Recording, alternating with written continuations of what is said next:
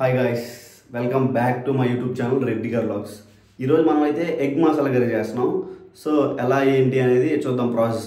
మాయా ఈ egg masala curry చేయడానికి 5-6 ఉల్లిపాయలు, ఒక 4 టమోటాలు, ఒక 4 పచ్చిమిర్చీలు, ఒక చిన్న సైజు అల్లం ముక్క, అలాగే తెల్లగడ్డలు ఒక 7-8 ముక్కలు. ఉల్లిపాయల్ని చిన్న చిన్న ముక్కలుగా కట్ చేసుకుందాం ఫస్ట్ మనం. ఇది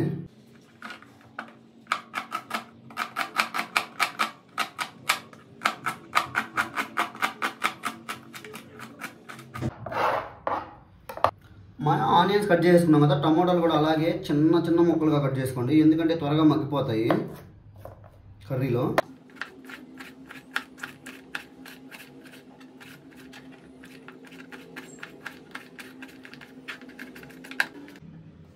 పచ్చిమిర్చి కూడా చాలా సన్నగా దొరుకుతుంది. ఉల్లిపాయలు కూడా చిన్న చిన్న పీసెస్గా కట్ చేసుకోవాలి.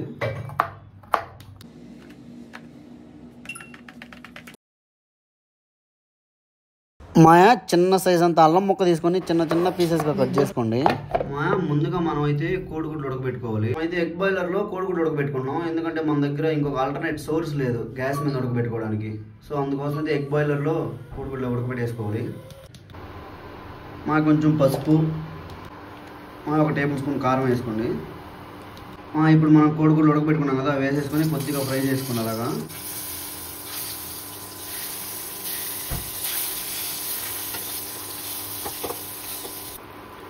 కొద్దిసేపు ఫ్రై చేసిన తర్వాత కొద్దిగా సాల్ట్ వేసుకోండి.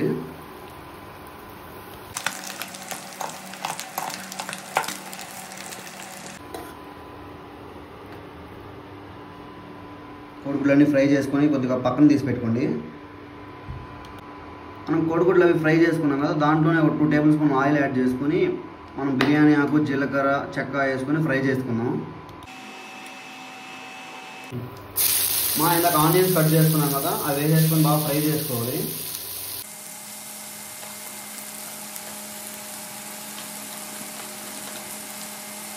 ఉల్లిపాయలు బాగా ఫ్రై అయిన తర్వాత ఇందాక కట్ చేసుకున్నాం కదా మనం మిర్చి, అలాగే తెల్లగడ్డలు, అల్లం అవి వేసేసుకొని ఫ్రై చేసుకోవాలి.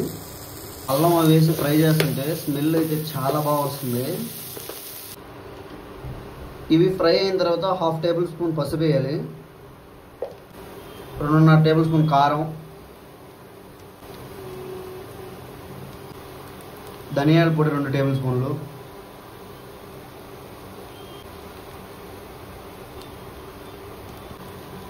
సాల్ట్ 1 టేబుల్ స్పూను,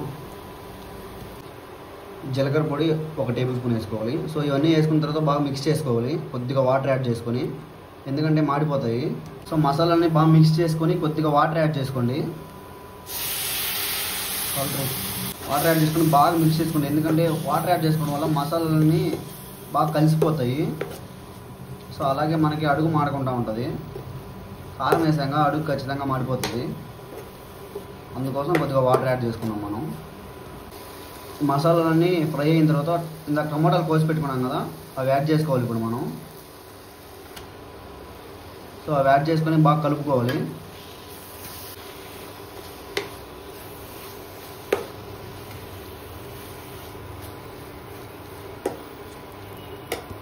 ఇలా టమోటాలను కూడా బాగా ఫ్రై చేసుకోవాలి. సో బాగా ఫ్రై చేసుకున్న తర్వాత ఒక 1/2 గ్లాస్ వాటర్ యాడ్ చేసుకోండి. అలా 1/2 గ్లాస్ వాటర్ యాడ్ చేసుకుని బాగా ఉడకబెట్టుకోండి. వాటర్ యాడ్ చేసుకుని కొద్దిసేపు అలా కలిపేసి మూత పెట్టేసుకోండి, బాగా ఉడుకుతుంది. సో మధ్య మధ్యలో కలుపుకుంటూ ఉండండి. యాడ్ చేసుకున్న తర్వాత మసాలాలని ఒకసారి చెక్ చేసుకోండి సరిపోయా లేదా అనేది. సరిపోకపోతే ఒకసారి యాడ్ చేసుకోండి, సాల్ట్ కానీ కారం కానీ అలాగా. సో యాడ్ చేసుకున్న తర్వాత కొద్దిసేపు కలుపుకొని మూత పెట్టేసుకోండి, కొద్దిసేపు బాయిల్ అవనివ్వండి కర్రీని. సో మధ్య మధ్యలో ఇలా మూత తీసి కలుపుకోండి.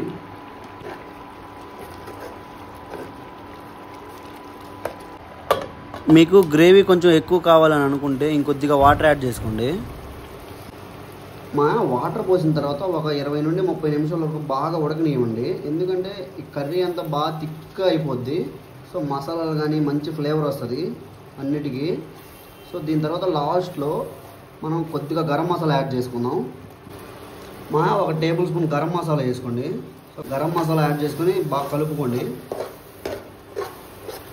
కలుపుకున్న తర్వాత ఒక 1 మినిట్ అలా ఉడకనిచ్చి గుడ్లు యాడ్ చేసుకోండి.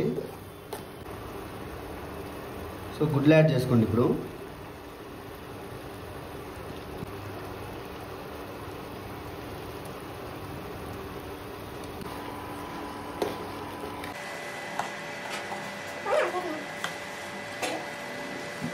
సో ఫైనల్గా కస్తూరి మేతి కొంచెం యాడ్ చేసుకోండి, బాగా నలుపుకొని పొడిగా చేసుకొని. సో అండ్ అలాగే కొత్తిమీర కూడా యాడ్ చేసుకోండి. సో ఇవి రెండు యాడ్ చేసుకున్న తర్వాత ఒక 5 minutes ఉడకనిస్తే మన కర్రీ అయిపోద్ది. ఇంకా చివరగా ఫుల్గా లాగించేద్దాం. ఇలా కస్తూరి మేతి కొత్తిమీర యాడ్ చేసిన తర్వాత ఒక 5 minutes ఉడకనివ్వండి, తర్వాత ఆపేసుకోండి.